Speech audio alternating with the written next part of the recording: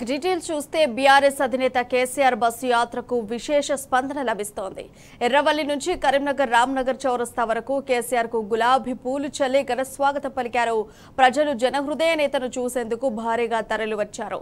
మహిళలు మంగళహారతులతో కేసీఆర్ కు హారతి పట్టారు. భారీగా ప్రజలు తరలిరావడంతో రాజీవ్ రహదారి గులాబీమయంగా మారింది.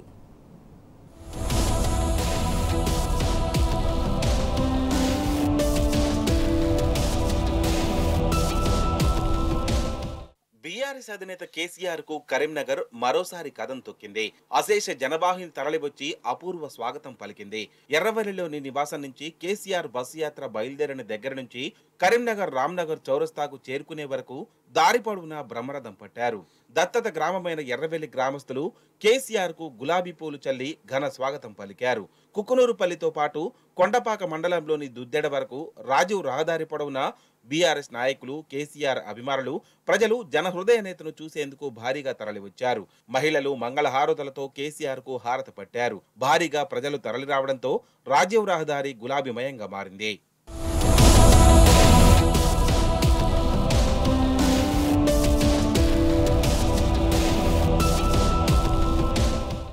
కేసీఆర్ ప్రయాణిస్తున్న బస్సుపై పూలు చల్లి జై కేసీఆర్, జై జై కేసీఆర్ అంటూ నినాదాలు చేశారు. రాజీవ్ రహదారి మీదుగా వచ్చిన కేసీఆర్ ఎన్టీఆర్ చౌరస్తా నుంచి బైపాస్ రోడ్డు ద్వారా కరీంనగర్ రామ్నగర్ చౌరస్తాకు చేరుకున్నారు. అక్కడ ఎంపీ అభ్యర్థి బోయనపల్లి వినోద్ కుమార్, ఎమ్మెల్యేలు గంగుల కమలాకర్, పాడి కౌశిక్ రెడ్డితో పాటు పలువురు నాయకుల ఆధ్వర్యంలో వేలాది మంది ప్రజలు అధినేతకు అపూర్వ స్వాగతం పలికారు. మరికొందరు పూల వర్షం కురిపించారు. ప్రజల అభిమానాన్ని చూసిన కేసీఆర్ బస్సులో నుంచే అభివాదం తెలిపారు. డప్పులు, సాంప్రదాయ నృత్యాల మధ్య రామ్నగర్ చౌరస్తా నుంచి ప్రారంభమైన ర్యాలీ మంకమ్మతోట, టూటన్ పోలీస్ స్టేషన్, మకరంపురం మీదుగా తెలంగాణ చౌక్ వద్దకు చేరింది. దాదాపు 40 నిమిషాల పాటు రోడ్ షో కొనసాగింది.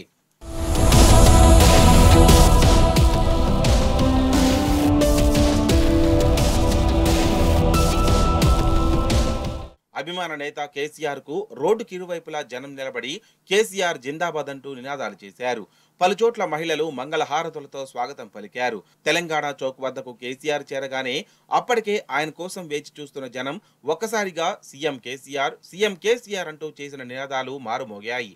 బస్సు పయనించి కేసీఆర్ విజయ సంకేతం చూపుతూ అభివాదం తెలుపుతున్న సమయంలో 2-3 నిమిషాల పాటు సభ జై కేసీఆర్, సీఎం కేసీఆర్ అన్న నినాదాలతో హోరెత్తింది.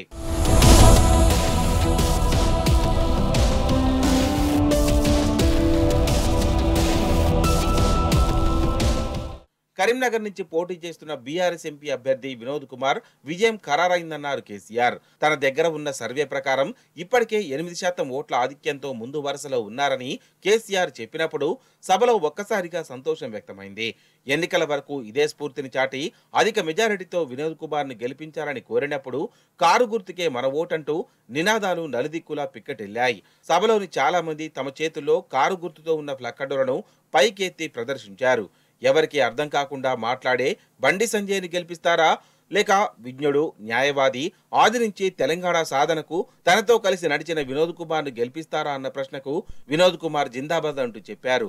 కరీంనగర్ గడ్డ మామూలుది కాదని, తెలంగాణ ఉద్యమానికి అన్ని రకాల బలాన్నిచ్చి ముందుకు నడిపించిందని, మీ దీవెనల వల్లే తెలంగాణ సాధించగలిగామని కేసీఆర్ చెప్పినప్పుడు సభలో చప్పట్లు మారుమోగాయి.